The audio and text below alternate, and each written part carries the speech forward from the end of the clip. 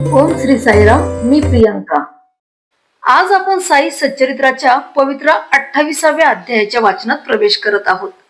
जशी मंदिरात लागलेली कापुराची आरती अंधार दूर करते, तसंच या अध्यायातील प्रत्येक शब्द मनातील चिंता, भीती आणि भ्रम दूर करून शांतता देतो. बाबांच्या चरणी बसून त्यांचं प्रेम, त्यांची कृपा आणि त्यांची दिव्य उपस्थिती अनुभवा. चला तर मग शुद्ध मनाने, एकाग्र भावनेने आणि अपार भक्तीने आजचा अध्याय ऐकूया. अध्याय 28. दृष्टांत कथन. सांताक्रूजच्या लाला लक्ष्मीचंदाला, बऱ्हाणपूरच्या एका बाईला व शिर्डीत परमभक्त मेघाला दृष्टांत म्हणजे भूत, भविष्य इत्यादींचे सूचक स्वप्न किंवा प्रत्यक्ष अनुभव देणे. श्री गणेशाला नमस्कार असो, श्री सरस्वती देवीला नमस्कार असो, श्री गुरु महाराजांना नमस्कार असो, श्री कुलदेवतेला नमस्कार असो, श्री सीता व श्री रामचंद्र यांना माझा नमस्कार असो, श्री सद्गुरु साईनाथांना नमस्कार असो. साईबाबा एकाच ठिकाणी मर्यादित नाहीत. ते सर्व सजीव व निर्जीव पदार्थात वस्ती करून आहेत. ब्रह्मदेवापासून ते कीटक, मुंगी, माशी सारख्या अगदी लहान प्राण्यापर्यंत सर्वांना सर्व ठिकाणी व्यापून आहेत. साईबाबा वेदांतात पारंगत म्हणजे निपुण आहेत आणि परब्रह्म जाणल्याचे लक्षण दाखवतात. अशा प्रकारे दोन्ही गोष्टीत तरबेज असल्याने ते सद्गुरुपणाला पात्र आहेत. स्वतः मोठा गाढ विद्वान असेल, परंतु शिष्याला ते ज्ञान सांगता येत नसेल, तर त्या सद्गुरूचे सद्गुरूपण त्याच्याकडेच असू दे. पिता मुलाच्या शरीराला जन्म देतो, पण त्या जन्मापाठोपाठ मरण असते. परंतु गुरु आपल्या मुलासारखे असणाऱ्या शिष्याचे जन्म व मरण हे दोन्ही घालवितो. म्हणून गुरुच्या हृदयाचा उमाळा अधिकच असतो. आता पूर्वीच्या संगतीने स्वप्नांच्या अध्यायाचे श्रवण करा आणि बाबा भक्तांच्या स्वप्नात जाऊन त्यांना कसे दर्शन देत असत हेही पहा. कोणाला त्रिशूळ काढायला लावत, तर कोणापाशी खिचडी मागत, तर कोणाला हातात छडी घेऊन पंतोजींच्या रूपाने त्यांची पाठ फोडीत असत, तर कोणाला स्वप्नात जाऊन भीती घालून दारू पिण्याची सवय घालवीत असत. अशा प्रकारे भक्तांची अनेक संकटे टाळून त्यांना आपल्या चरणांची गोडी लावत असत. कशी कोणाची पाठ फोडली, वरवंट्याने छाती टेचली, ही गोष्ट मागे मी 13व्या अध्यायात सांगितली. ती श्रोत्यांनी आधीच ऐकली आहे. पुढील कथेची नवलाई काय सांगू. धन्य तो ऐकणारा व धन्य तो ती गाणारा किंवा सांगणारा. दोघेही आपापल्या ठिकाणी तल्लीन होतात आणि अक्षय्य म्हणजे कधीही कमी किंवा नाश न होणाऱ्या सुखाचा लाभ घेतात. खोट्या वाईट गोष्टी व निंदा वगैरे ऐकण्याच्या पापांचे क्षालन करणाऱ्या व सदा पुण्यकारक असणाऱ्या संत कथा पुन्हा पुन्हा स्पष्ट करून सांगूया. आता त्याच कथांचे वर्णन श्रोत्यांना मी सादर करतो. ते नीट लक्ष देऊन ऐका, म्हणजे त्यात तुम्हाला साईबाबांचे कृपाळूपण पदोपदी दिसून येईल. राली बंधू हे ग्रीक व्यापारी त्या काळी हिंदुस्थानभर खरेदी करीत असत. त्यांच्या पेढ्या शेरवशेरी होत्या आणि त्यातील एक मुंबई शहरी होती. तेथील अधिकाऱ्याच्या पदरी सध्या लक्ष्मीचंदांना नोकरी होती. ते अतिविश्वासू व आज्ञाधारक असून ते मुन्शीचे काम करीत होते. सुरुवातीला ते रेल्वे खात्यात होते, नंतर व्यंकटेश नावाच्या छापखान्यात कामाला होते. तेव्हा साईचा समागम त्यांना कसा लाभला ते ऐका. माझा माणूस परदेशात असो की हजारो कोस दूर असो, मी त्याला चिमणीच्या पिल्लाप्रमाणे पायाला दोर बांधून माझ्याकडे ओढून आणीन, असे बाबा कितीदा तरी बोललेले बहुतेक लोकांनी ऐकले आहे आणि अनुभवले देखील आहे. त्याच बाबांच्या लीलांचे वर्णन मी आता करतो. देशोदेशींच्या कित्येक चिमण्यांची अनेक पोरे शिर्डीत बाबांनी आणली. त्यातीलच लक्ष्मीचंद हे एक बाबांचे भाविक पोर होते. जेव्हा अनेक जन्मात कमविलेले प्रारब्ध कर्म उत्कर्ष पावते, तेव्हा संतांचा समागम प्राप्त होतो आणि मोहामुळे उत्पन्न झालेले अज्ञान नाश पावते. विवेक रूपी अग्नी प्रज्वलित होतो. वैराग्याचा उत्कर्षाचा काळ येतो. संचित कर्माचा क्षय होतो आणि आयुष्याचे सार्थक होते. श्री साईनाथ एकदा का डोळ्यात भरले की दुसऱ्या कोणाला तिथे जागा नसते. ते डोळे जरी मिटलेले असते तरी चहू बाजून असलेले साईबाबा त्यात दिसतच राहतात. एकदा लाला लक्ष्मीचंदाची व माझी भेट झाली असता त्यांनी ज्या स्वानुभवाच्या गोष्टी सांगितल्या आणि प्रेमपूर्वक हृदयाच्या कप्प्यात साठवल्या, त्या श्रोत्यांना सांगण्याच्या उत्कंठेमुळे मी आता कथन करतो. लालाजींना साईबाबांचे धरणे चाले पहा. धरणे म्हणजे बोलावणे. तीही बाबांची अलौकिक लीला आहे. काना मनाला एक करून भाविक श्रोत्यांनी ती ऐकावी. इसवी सन 1910 सालच्या नाताळातील दिवस होते पहा. लालाजींना तेव्हा शिर्डीला जाण्याचा योग लाभला. तेव्हाच त्यांना साईबाबांचे प्रथम दर्शन झाले. परंतु हा योग येण्याची सूचक खूण 1-2 महिने आधीच घडून आली होती. कशी ती ऐका. सांताक्रूज गावी असताना ध्यानीमनी काही नसताना लालाजींना अचानक एक स्वप्न पडले आणि त्यात एक आश्चर्यकारक प्रत्यक्ष अनुभव आला. भक्तगणांनी चहूबाजूने घेरलेला एक दाढीवाला म्हातारा साधू उभा असलेला लक्ष्मीचंदांनी पाहिला आणि त्यांनी त्याला प्रेमाने नमस्कार केला. पुढे लक्ष्मीचंद गणुदासांचे कीर्तन ऐकण्यासाठी दत्तात्रय मंजुनाथ बिजूर नावाच्या ग्रस्ताकडे आले. दासगणूंच्या नेहमीच्या पद्धतीप्रमाणे साईबाबांची छबी तेथे समोर ठेवलेली होती. ती पाहताच लक्ष्मीचंदांना स्वप्नातील मूर्ती आठवली. तीच दाढी, तेच वय, तेच अवयव व तेच पाय पाहून लक्ष्मीचंदांना तोच हा आपल्या स्वप्नातील महात्मा आहे अशी खात्री झाली आणि त्यांचे मन गुंग झाले. आधीच ते गणुदासांचे कीर्तन, त्यात तुकारामाचे आख्यान आणि वर त्या स्वप्नातल्या साधूचे दर्शन. लालाजी तर अगदी तल्लीनच झाले. ते फार कोमल मनाचे होते. त्यांच्या डोळ्यात प्रेमाश्रू गोळा झाले आणि या प्रेमळ मूर्तीला मी कधी पाहिन अशी त्यांच्या जीवाला तळमळ लागली. आधी जी मूर्ती स्वप्नात पाहिली तिचीच हुबेहूब नक्कल प्रतिमा कीर्तनात दिसली. तिच्याकडेच त्यांचे लक्ष लागले आणि दुसरे काही मनात येईना. शिर्डीची सोबत देणारा कोणी मित्र भेटेल का?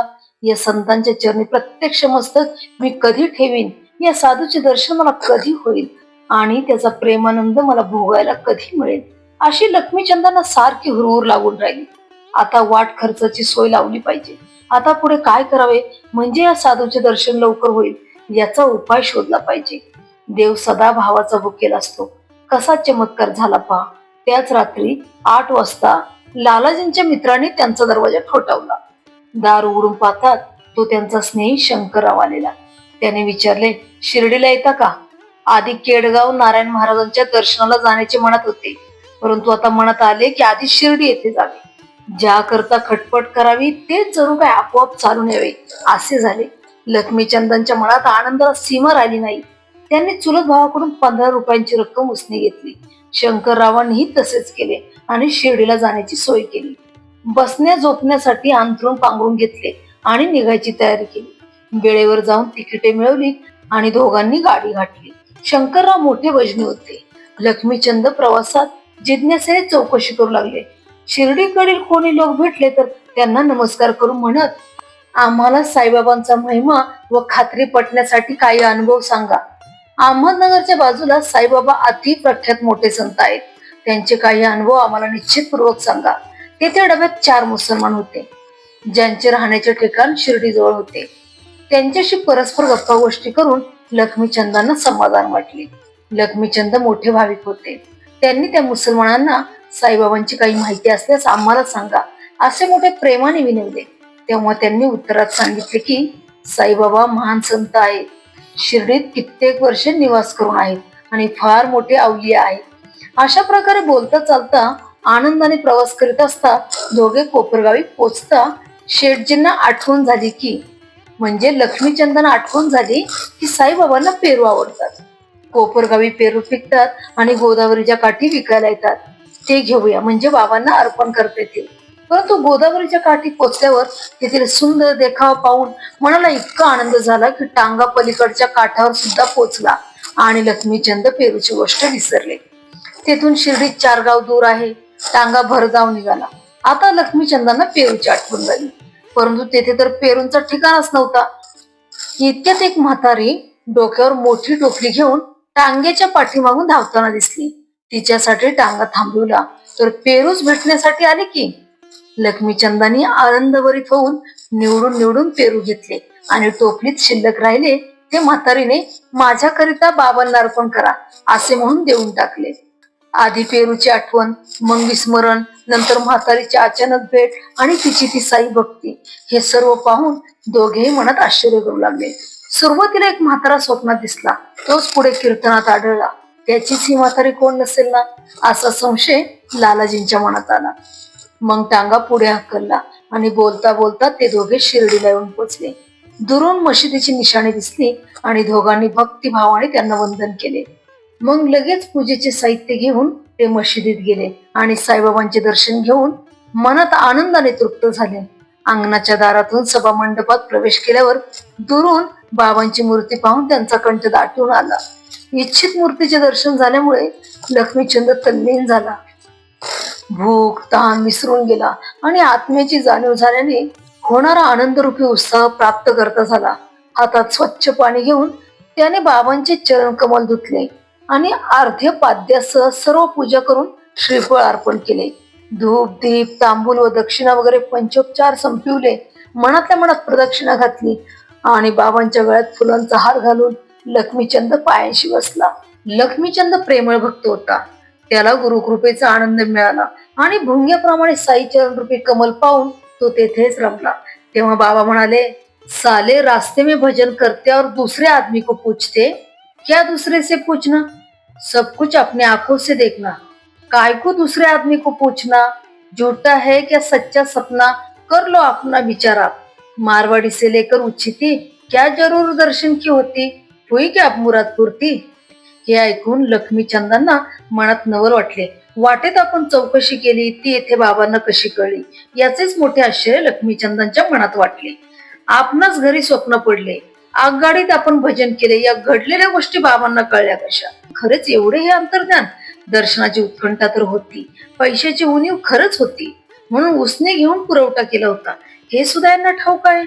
पहा, लक्ष्मीचंदांना मोठे आश्चर्य वाटले आणि साईच्या पवित्र चरणरूपी कमलावर आसक्त झालेल्या भुंग्यांना म्हणजे जमलेल्या सगळ्या भक्तांना आश्चर्य वाटले की खरोखरच बाबांचे कौशल्य अतर्क्य आहे. रूम काढून सण करणे किंवा यात्रा प्रवास करणे म्हणजे कर्जबाजारी, पण बाबांना हे आवडत नसे. हीच येथली मुख्य शिकवण आहे. असो, सर्व भक्तांबरोबर लक्ष्मीचंद व त्यांचे मित्र शंकरराव साठ्यांच्या वाड्यात गेले आणि दुपारची वेळ झाल्यावर मोठ्या आनंदाने जेवायला बसले. इतक्यात कोणा भक्ताने बाबांचा प्रसाद म्हणून थोडा सांजा आणून पानात वाढला आणि तो खाऊन लक्ष्मीचंद संतुष्ट झाले. दुसऱ्या दिवशी जेवणाच्या वेळी लालाजींना सांजेची आठवण झाली, परंतु तो काही जेवणात रोज नव्हता आणि लालाजींची ती इच्छा मनातच राहिली. मग तिसऱ्या दिवशी नवल झाले.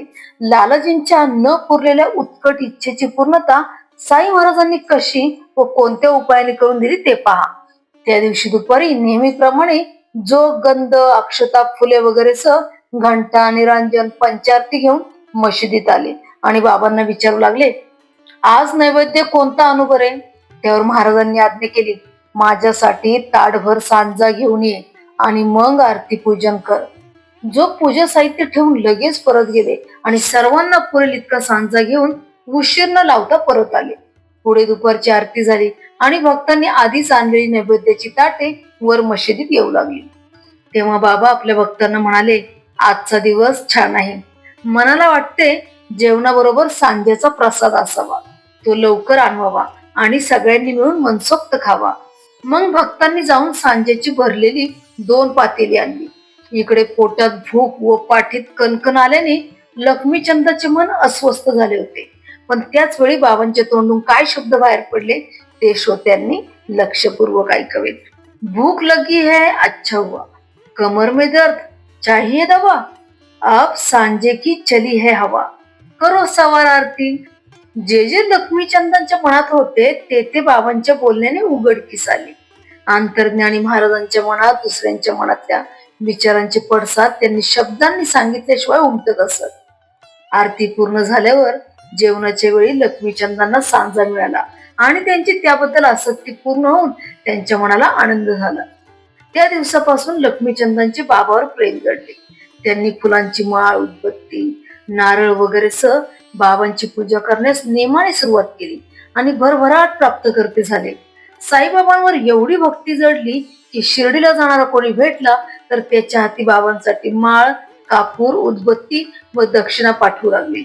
कोणीही शिर्डीला जाऊ, लक्ष्मीचंदांना माहिती लागली की या 3 वस्तू दक्षिणेसह बाबांना नियमितपणे ते पाठवित असत. मनातल्या इच्छेप्रमाणे सांजा जेवणाच्या वेळी मिळाला. त्याच शिर्डीच्या खेपेला चावडीच्या मिरवणुकीच्या रात्री तो समारंभ पाहण्यासाठी लक्ष्मीचंद गेले असता बाबांना खोकल्याची उबळ आली आणि त्यांचा जीव कासावीस झाला. लक्ष्मीचंद मनात म्हणाले, हा खोकला बाबांना किती त्रास देत आहे. मला वाटते त्यांना लोकांची दृष्टच लागली असावी आणि म्हणूनच हा खोकला येत आहे. हा विचार तर लक्ष्मीचंदांच्या मनात उठलेला होता, परंतु दुसऱ्या दिवशी सकाळी ते मशिदीत बाबांकडे गेले तेव्हा गंमत पहा.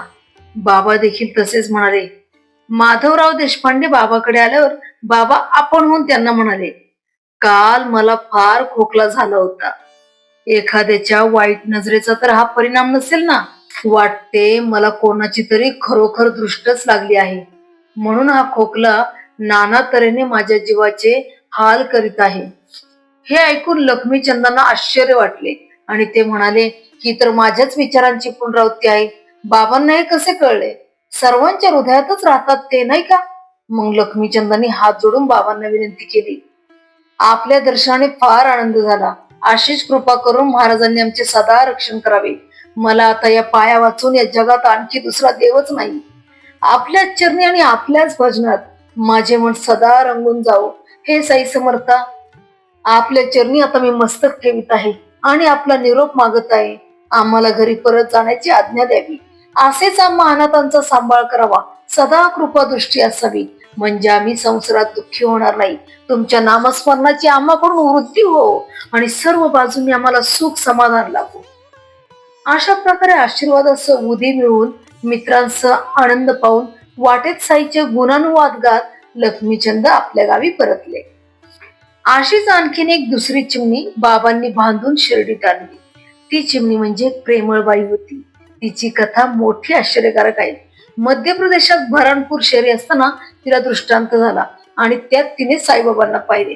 पूर्वी कधीही तिने साईबाबांचे प्रत्यक्ष दर्शन घेतले नव्हते. तरी बाबा स्वप्नात तिच्या दाराशी आले आणि खिचडीचे जेवण मागू लागले. बाई तात्काळ जागी होऊन पाहू लागली तर तेथे कोणीच नव्हते. तिने मग हा दृष्टांत सर्वांना लगबगीने सांगितला. तिचा नवरा त्याच शहरात टपाल खात्यात अधिकारी होता. पुढे अकोल्याला बदली झाल्यावर त्याने शिर्डीला जाण्याची तयारी केली. हे जोडपे मोठे भाविक होते. दृष्टांताचे त्यांना कौतुक वाटले. साईंची लीला त्यांना अलौकिक वाटली आणि त्यांचे प्रत्यक्ष दर्शन घेण्यासाठी ते फार उत्सुक झाले. एक सोयीस्कर दिवस पाहून ती दोघे शिर्डीकडे निघाली. वाटेत पवित्र गोदावरी नदीला नमस्कार करून ती शिर्डीत येऊन पोचली. प्रेमाने बाबांचे दर्शन घेतले, भक्तीने पूजा केली आणि नंतर दररोज बाबांच्या चरणांची सेवा करून सुखी झाले. असे ते जोडपे आनंदी मनाने शिर्डीत 2 महिने राहिले. बाबा देखील त्यांच्या भावभक्तीने व खिचडीच्या जेवणाने संतुष्ट झाले. खरे म्हणजे ते जोडपे बाबांना खिचडीचे जेवण देण्यासाठी शिर्डीस आले, परंतु 14 दिवस होऊन गेले तरी खिचडीचा नैवेद्य देण्याचा तसाच राहून गेला. केलेल्या संकल्पाची ही दिरंगाई त्या बाईच्या मनाला आवडली नाही आणि 15व्या दिवशी दुपारी खिचडी घेऊन ती मशिदीत आली. तिथे तिला समजले की पडदे सोडले आहेत आणि बाबा आपले सगळे भक्त बरोबर घेऊन आधीच जेवायला बसले आहेत. असे जेवण चाललेले असताना पडद्याच्या आत कोणी जात नसे, परंतु त्या बाईला घाई झाली होती आणि खाली अंगणात ती स्वस्त बसू शकली नाही. केवळ खिचडीच्या नैवेद्याच्या आनंदासाठी तिने अकोल्याहून शिर्डीचा प्रवास हाती घेतला होता. तेव्हा तिची अशी अपूर्व उत्कंठा गप्प कशी राहील. कोणाचेही काही न ऐकता आपल्याच हाताने पडदा बाजूला सारून कोणाची परवानगी न घेता तिने आत आपला प्रवेश करून घेतला आणि आपली इच्छा पुरवून घेतली. तेव्हा बाबांनी मोठे नवल केले. खिचडीसाठी इतके भुकेले झाले की तीच आधी मागू लागली आणि दोन्ही हातांनी ताटच धरले. खिचडी पाहून त्यांना अत्यंत आनंद झाला आणि त्यांनी घासावर घास उचलून आपल्या तोंडात टाकले. बाबांची ही आतुरता पाहून सगळ्यांच्या मनाला मोठे कौतुक व आश्चर्यही वाटले. परंतु नंतर खिचडीची सर्व कहाणी ऐकल्यावर साईबाबांची असामान्यता त्यांच्या लक्षात आली. आता येथून पुढची कथा ऐकल्यावर श्रोत्यांच्या मनात प्रेम दाटून येईल. एक गुजराती ब्राह्मण साईबाबांची सेवा करण्यासाठी अचानक शिर्डीत आला. सुरुवातीला त्याने रावबहादूर साठ्यांच्या पदरी चाकरी केली होती. ती चोख सेवा करीत असताना त्याला साईबाबांचा आश्रय लाभला. ती हकीकतही फार गोड आहे. ज्याला भक्ती प्रेमाची आवड असेल त्याची हौस व मनाची इच्छा श्रीहरी कसा पुरवतो ते ऐका. त्या गुजराती ब्राह्मणाचे नाव मेघा असे होते. साई महाराजांबरोबर त्याचा पूर्वजन्मीचा स्नेह संबंध असेल म्हणून तो शिर्डीच्या ठिकाणी येऊन पोचला असावा. आता कथेकडे लक्ष देण्याची तयारी करा. साठे खेडा जिल्ह्याचे प्रांत असताना अचानक त्यांना मेघा भेटला आणि त्यांनी त्याला शिवमंदिराच्या नित्यपूजेसाठी नोकरीस आणून ठेवला. पुढे हे साठे शिर्डीला आले आणि त्यांचे भाग्य उदयाला आले. तेथे साई महाराजांचा सहवास लाभला आणि त्यांच्या चरणी साठ्यांचे मन जडले. शिर्डीत बाबांच्या दर्शनाला येणाऱ्या यात्रेकरूंची गर्दी पाहून त्यांच्या मनाचा निश्चय झाला की येथे आपला वाडा असावा, म्हणजे बिराडाची सोय होईल. मग गावातले पुढारी गोळा केले आणि त्यासाठी जागा मिळवली. बाबा सुरुवातीला जिथे निंबाच्या झाडाखाली प्रगट झाले होते ते स्थान वाड्यासाठी निश्चित केले. या पवित्र जागेच्या महिम्याचे वर्णन 4थ्या अध्यायात पूर्वीच आलेले आहे, तेव्हा ते पुन्हा सांगण्याची जरुरी नाही. आपण पुढचे वर्णन चालू करूया. असो, मेघाचे पूर्वसंचित मोठे होते. राव बहादूर साठे त्याला भेटले आणि तेव्हाच त्याच्या खास प्रयत्नाने परमार्थाच्या मार्गाला लागला. परिस्थितीला वश होऊन मेघा कर्मभ्रंश झाला होता. साठ्यांनी त्याला गायत्री मंत्राचा उपदेश केला आणि चांगल्या मार्गात प्रवेश करिला. मेघा साठ्यांच्या चाकरीला लागला आणि एकमेकांचे प्रेम वाढले. मेघा साठ्यांना गुरुच मानू लागला आणि साठ्यांचाही त्याच्यावर लोभ जडला. एकदा सहज गोष्टी करीत असताना आपल्या गुरुचा महिमा सांगत असताना साठ्यांच्या हृदयात प्रेम दाटून आले आणि ते मेघाला उत्सुकतेने म्हणाले, बाबांना गंगेच्या पाण्याने स्नान घालावे अशी मला मनापासून इच्छा झाली आहे. याच मुख्य कारणासाठी तुला मी शिर्डीला पाठवित आहे. त्याशिवाय तुझी अनन्य चाकरी पाहून माझ्या जीवाला वाटते की या सद्गुरूशी तुझी संगत घडावी आणि त्यांच्या चरणी तुझी भक्ती जडावी. जा जा जा, काया वाच्या मनाने या सद्गुरूंच्या पायी लाग. तुझ्या देहाचे सार्थक होईल आणि या जन्माचे परम कल्याणही होईल. मेघाने साईबाबांची जात विचारली, पण खरे पाहता साठ्यांना ती ठाऊक नव्हती. साठे म्हणाले, मशिदीत राहतात म्हणून त्यांना कोणी अविंदही म्हणतात. अविंद हा शब्द कानावर पडताच मेघाचे मन डळमळीत झाले. त्याच्या मनात विचार चालले, यवनापेक्षा नीच आणखी कोण व त्याचे गुरुत्व ते कसले. नाही म्हणावे तर साठे रागवतील आणि होय म्हणावे तर आपली दुर्गती होईल. मेघाला काय करावे ते कळेना आणि तो चिंतेत पडला. त्याला इकडे आड व तिकडे विहीर झाली. मन अस्थिर व दोलायमान झाले. परंतु साठ्यांचा फार आग्रह झाल्याने त्याने बाबांचे दर्शन घेण्याचा निश्चय केला. पुढे मेघा शिर्डीला आला आणि मशिदीच्या अंगणात येऊन पोचला. जसा तो पायरी चढू लागला, बाबांनी लीला करण्यास सुरुवात केली.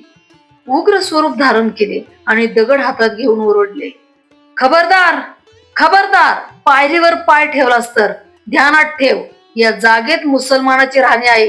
तू तर उच्च जातीचा ब्राह्मण, मी तर नीचाचा नीच यवन. माझा तुला विटाळ होईल. जा तू परत येथून. ते कातवलेपणाचे बाबांचे रूप म्हणजे जणू काय प्रलय काळातील रुद्राचे स्वरूपच होते. पाहणाऱ्याचा थरकापच होईल. मेघा तर चळचळ कापू लागला. परंतु बाबांचा हा राग वरवरचा असे, हृदयात तर त्यांच्या दयेचा पूर वाहत असे. मेघा आश्चर्याने थक्क झाला की बाबांना माझ्या मनातले कळले कसे. कोठे खेडा जिल्हा, माझे जे संशयाने भारलेले मन होते त्याचे प्रगट करणे म्हणजेच हा बाबांचा क्रोध आहे. बाबा जो जो मारायला धावत होते तो मेघाचे धैर्य खचत होते. त्याचे एक एक पाऊल मागे पडू लागले आणि पुढे जाण्याचा त्याला धीर होईना. नंतर असाच काही दिवस तो शिर्डीत राहिला. बाबांचा राग रंग पाहिला आणि शक्य ती सेवा करीत राहिला. परंतु दृढ विश्वास पटला नाही. पुढे मग तो घरी परत गेला. तेथे तापाने पीडित होऊन अंथरुणाला खिळला आणि बाबांचा ध्यास लागल्याने तो शिर्डीला परत आला. असा मेघा जो शिर्डीला परत आला तो तेथेच रमला आणि त्याचा साईबाबांच्या पायी भाव जडला. साईंचा तो अनन्य भक्त झाला. साईच त्याचा एक देव झाला. मेघा आधीच शंकराचा भक्त होता. साईच्या पदी अनुरक्त झाल्यावर साईंनाच तो शंकर मानू लागला. साई बाबाच त्याचे उमानाथ झाले. मेघा रात्रंदिवस साई शंकर नावाचा मोठ्याने जप करीत असे. त्याची अंतःकरण प्रवृत्ती देखील साई शंकर स्वरूपात संपूर्णपणे एकरूप झालेली आणि चित्त अगदी निर्मळ पाप रहित झालेले असे. मेघा साईचा अनन्य भक्त झालेला होता. साईबाबा म्हणजे प्रत्यक्ष शंकर भगवानच आहेत अशी त्याची भावना झालेली होती. तो सदा शंकर शंकर असे तोंडाने म्हणत असे आणि दुसरे कोणतेही दैवत मानत नसे. साईची पूजा हीच त्याची देवदेवतांची पूजा होती. साईच त्याचे गिरिजारमण होते. याच विचाराचा रोख मनात पक्का धरून मेघा सदा प्रसन्न चित्त होता. शंकराला बेलाच्या पानांची फार आवड असते. शिर्डीत बेलाचे झाड नव्हते म्हणून मेघा ती पाने आणण्यासाठी कोस दीड कोस दूर चालत जाऊन आपला छंद पुरवीत असे. दीड कोसाची काय परवा, बेलासाठी डोंगर सुद्धा मेघा पार करून गेला असता. परंतु त्याने पूजेचे कौतुक पुरे केले असते आणि मनाची हौस पुरवली असती. लांब लांबून बेल आणावा, पूजेचे सगळे साहित्य मिळवावे आणि सर्व ग्रामदेवतांना ठराविक क्रमाने विधीपूर्वक ते व्हावे. मग त्याच पावली मशिदीत जावे. प्रेमपूर्वक बाबांच्या गादीला नमस्कार करावा आणि बाबांचे पाय चेपणे, पाय धुणे वगैरे आटोपून त्यांच्या चरणाचे तीर्थ प्राशन करावे, असा त्याचा नित्यक्रम होता. मेघाच्या आणखी कथा ऐकून श्रोत्यांच्या मनाला आनंद होईल आणि साईबाबांचा ग्रामदेवताबद्दल आदर व साईबाबांची व्यापकता त्यांच्या लक्षात येईल. मेघा शिर्डीत असेपर्यंत तो दररोज दुपारची आरती करीत असे, परंतु आधी समस्त ग्रामदेवतांची पूजा करून तो मशिदीत जात असे. असा त्याचा नेहमीचा क्रम एके दिवशी चुकला. प्रयत्न करूनही खंडोबाची पूजा राहून गेली. पूजा करण्याचा प्रयत्न केला, परंतु खटपट करूनही दार उघडेना. म्हणून ती पूजा तशीच वगळून मेघा आरती घेऊन मशिदीत आला. तेव्हा बाबा त्याला म्हणाले, आज तू पूजेत खंड पाडलास. सर्व देवांना पूजा पोचल्या, पण एक देव पूजेशिवाय राहिला. जाती करून मग येते.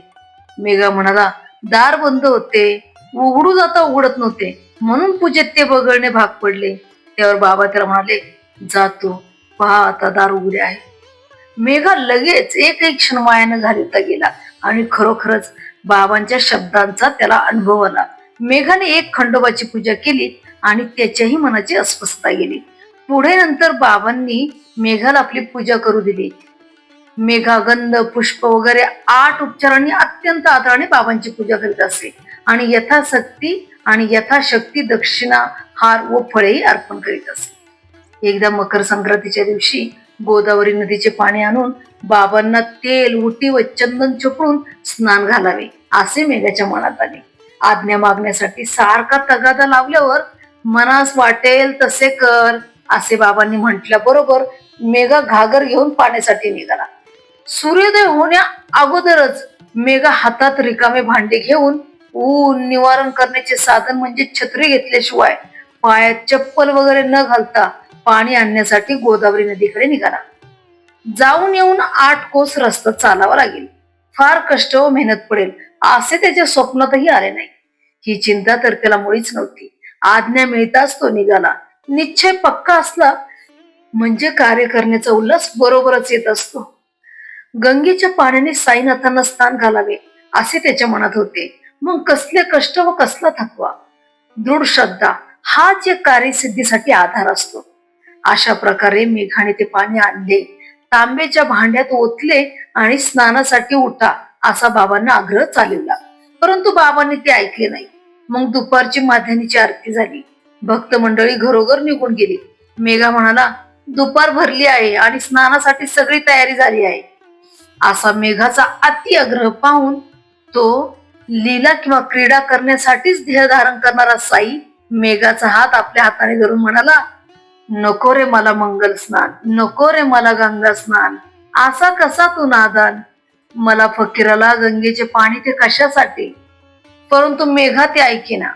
बाबांना तो शंकरासारखा म्हणत होता. गंगा स्नानाने शंकराला आनंद होतो हे एकच त्याला ठाऊक होते. बाबांना तो म्हणाला, आजचा मकर संक्रांतीचा सण आहे. शंकराला गंगेच्या पाण्याने स्नान घातले म्हणजे तो फार प्रसन्न होतो. मग त्याचे प्रेम पाहून, शुद्ध मन पाहून आणि न बदलणारा निश्चय पाहून बाबा म्हणाले, बरे तर तुझीच इच्छा पुरी होऊ दे असे म्हणून मग ते उठले. स्नानासाठी मांडलेल्या पाटावर बसले आणि मेघा पुढे मस्तक करून म्हणाले, यावर किंचित पाणी घाल. सगळ्या अवयवात मस्तक मुख्य असते, त्यावर थोडे पाणी शिंपड म्हणजे पूर्ण स्नान केल्यासारखे होईल. एवढे तरी ऐक रे माझे. मेघाने बरे म्हणून पाण्याचे भांडे उचलले आणि डोक्यावर ओतताना त्याला इतके प्रेम दाटून आले की हर गंगे म्हणत त्याने ते बाबांच्या अंगावर पूर्ण भांडे रिकामे केले. मेघाला अत्यंत आनंद झाला की माझ्या शंकराला मी कपड्यासह आंघोळ घातली. मग त्याने रिकामा घडा खाली ठेवला व पाहू लागला. तो त्याला चमत्कार दिसला. त्याने सर्व अंगावर पाणी ओतले होते, तरी बाबांचे फक्त डोकेच तेवढे ओले होते आणि इतर अवयव सुके ठाक होते. कपड्यावर सुद्धा पाण्याचा एक थेंबही नव्हता. मेघाचा अभिमान गळून पडला आणि जवळ हजर असलेले लोक आश्चर्यचकित झाले. अशा प्रकारे साई महाराज भक्तांचे लाड संपूर्णपणे पुरवीत असतात. तुझ्या मनी स्नान घालायचे तर तुझ्या इच्छेप्रमाणे घाल, परंतु त्यात देखील माझे गुप्त रहस्य तुला सहज कळून येईल हे लक्षात ठेव. हे साई भक्तीचे सार तत्व आहे. सुदैवाने मात्र त्या भक्तीचा संबंध जडला पाहिजे, मग त्या भक्ताला काहीही प्राप्त करणे अशक्य नसते. क्रमाक्रमाने सर्वच मिळवण्यास सोपे होते. बसता उठता गोष्टी करताना, सकाळी दुपारी फेरफटका मारताना भक्ताने जर श्रद्धा व सबुरी मनात धरली तर साई त्याचे इच्छित मनोरथ पुरवित असे. परंतु प्रत्यक्ष व्यवहारात अशी काही खूण पटवून देऊन क्रमाक्रमाने गोडी लावून तो साई त्या भक्ताला परमार्थाचा बोध देत असे. अशीच मेघाची आणखी कथा ऐकून श्रोत्यांना सुख होईल आणि तेथील साईंचे भक्ताबद्दलचे प्रेम पाहून त्यांच्या मनाला आनंद वाटेल. नानासाहेब चांदोरकरांनी मेघाला बाबांची एक मोठी नवी छबी दिली होती. साठेवाड्यात आपल्या खोलीत ठेवून तिची देखील तो भक्तीने पूजा करीत असे. मशिदीत प्रत्यक्ष मूर्ती व वाड्यात अगदी हुबेहूब चित्र, दोन्ही ठिकाणी पूजा आरती अहोरात्र चालत असे. अशी सेवा होता होता सहज 1 वर्ष लोटले आणि एकदा मेघा पाठे जागा असताना त्याला एक दृष्टांत झाला. बिछानात मेघा जरी डोळे झाकून पडलेला होता तरी तो मनाने संपूर्णपणे जागा होता. अशा वेळी बाबांचे स्पष्ट रूप त्याला दिसले. बाबांनी देखील तो जागा आहे हे पाहून त्याच्या बिछाण्यावर तांदूळ टाकले आणि मेघा, भिंतीवर त्रिशूळाचे चित्र काढ रे असे सांगून तेथेच गुप्त झाली. हे बाबांचे शब्द कानी पडताच मेघाने अति आनंदाने डोळे उघडले. परंतु बाबा अदृश्य झालेले पाहून त्याला मोठे आश्चर्य वाटले. मग मेघाने पाहिले तो बिछाण्यावर जिकडे तिकडे चोहीकडे तांदूळ पडलेले होते आणि वाड्याची दारे पूर्वीप्रमाणेच बंद होती. मेघाला मोठे कोडे पडले. लगेच तो मशिदीत गेला आणि बाबांचे दर्शन घेत असताना त्यांना त्रिशूळाची गोष्ट सांगितली आणि तो भिंतीवर काढण्याची आज्ञा मागितली. मेघाने सगळा दृष्टांत वर्णन केला तर बाबा त्याला म्हणाले, दृष्टांत कसला? माझा शब्द नाही का ऐकला? काढ तो त्रिशूळ भिंतीवर. दृष्टांत म्हणून माझे बोल खरे का खोटे पाहू जाता काय? माझ्या शब्दांचा अर्थ फार खोल असतो, त्यातील एक अक्षरही व्यर्थ नसते. मेघा म्हणाला, आपण मला जागे केले असेच आधी मला वाटले, परंतु एकही दार उघडे नव्हते म्हणून माझा तसा समज झाला. त्यावर बाबांचे उत्तर ऐका. माझ्या प्रवेशाला दार लागत नसते, मला आकार नसतो आणि विस्तारही नसतो. मी सदा सर्वदा सर्व ठिकाणी राहत असतो. माझ्यावर भार टाकून जो खरोखर माझ्याशी एकरूप झाला असेल त्याचा सर्व शरीर व्यापार मी सूत्रधार चालवित असतो. पुढे त्रिशूळ काढण्यास सांगण्यात बाबांचा हेतू किती कौशल्यपूर्ण व आश्चर्यकारक होता ते काळजीपूर्वक ऐका, म्हणजे त्यांच्या संबंधीची खात्री पटेल. इकडे मेघा जो वाड्यात परत आला तो त्याने त्रिशूळ काढायला प्रारंभ केला. भिंतीवर बाबांच्या चित्राशेजारी लाल रंगाची त्रिशूळाची आकृती काढली. दुसऱ्या दिवशी मशिदीत एक रामदासी पंथांचा बाबांचा भक्त पुण्याहून आला आणि बाबास नमस्कार करून त्याने शंकराचे लिंग बाबांना अर्पण केले. इतक्यात मेघा सुद्धा तेथे आला आणि त्याने बाबांना साष्टांग प्रणिपात केला. बाबा त्याला म्हणाले, हा शंकर आला, त्याला आता तू सांभाळ. अशा प्रकारे त्रिशूळाच्या दृष्टांतापाठी एकाएकी लिंग प्राप्त झाल्यावर मेघा चकित थक्क होऊन लिंगाकडे पाहत राहिला आणि प्रेमाने त्याचा कंठ दाटून आला. या लिंगाचा आणखीन एक अपूर्व अनुभव काकासाहेब दीक्षितांना आला. तोही श्रोत्यांनी आदरपूर्वक ऐकावा, म्हणजे साईंच्या चरणी त्यांची श्रद्धा जडेल. इकडे लिंग घेऊन मेघा जो मशिदीतून निघाला तो वाड्यात काकासाहेब दीक्षित स्नान आटोपून नामस्मरण करण्यात निमग्न होते. धुतलेल्या वस्त्राने अंग पुसून दगडावर उभे राहून टॉवेल डोक्यावर घेऊन साईबाबांचे ते स्मरण करत होते. नेहमीच्या नियमाप्रमाणे डोक्याचा भाग झाकून नामस्मरण करीत असताना समोर आनंदित व समाधानयुक्त चेहऱ्याचा मेघा उभा राहिलेला त्यांना दिसला. मेघा म्हणाला, पहा काका, बाबांनी मला शिवलिंग दिले, ते पहा. काका साहेबांना त्या लिंगाचे वैशिष्ट्य पाहून आश्चर्यासकट आनंद वाटला. एका क्षणापूर्वी ज्याचा घाट आकार व खूण ध्यानात आली होती तेच लिंग पाहून दीक्षितांचे मन लगेच सुखावले. अशा प्रकारे त्रिशूळाचा आकार भिंतीवर काढून आपल्या चित्राशेजारी शिवलिंगाची स्थापना बाबांनी करून घेतली. मेघाला शंकराच्या पूजेची आवड होती म्हणून त्याला शंकराचे लिंग देऊन त्याची शिवभक्ती बाबांनी पक्की केली. खरोखर साईचे कौशल्य अद्भुत आहे. अशी काय बाबांची एक कथा सांगायची, कितीतरी अगणित सांगता येतील, परंतु ग्रंथ लांबेल. म्हणून श्रोत्यांनी क्षमा करावी. तरी पण तुम्ही ते ऐकायला उत्सुक आहात म्हणून आणखी एक कथन करेल. पुढील अध्यायात साईबाबांचे कौतुक याहून अलौकिक दिसेल. हेमाडपंत साईबाबांना शरण येऊन त्यांचे चरित्र श्रोत्यांना ऐकवित आहे. त्यामुळे सर्वांची संसारातील भीती नाहीशी होईल आणि संकटाचे निवारण होईल. सर्वांचे कल्याण असो. अशा प्रकारे संत व सज्जन यांनी प्रेरणा केलेल्या भक्त हेमाडपंत यांनी रचलेल्या श्री साई समर्थ यांच्या सत्य चरित्राचा दृष्टांत कथन नावाचा 28वा अध्याय समाप्त झालेला आहे. आपली ही छोटीशी साई सेवा श्री सद्गुरु साईनाथांना अर्पण असो. सर्वत्र सर्वत्र सर्वत्र मंगल असो. ओम श्री साईराम. आपली ही संपूर्ण सेवा श्रद्धा आणि सबुरीचा मार्ग ज्यांनी आपल्याला दाखवला अशा श्री साईनाथांच्या चरणी अर्पण करूया. जर हा दिव्य प्रवास तुमच्या मनाला स्पर्शून गेला असेल तर पुढील प्रवासातही तुम्ही माझ्या सोबत राहा. ओम श्री साईराम.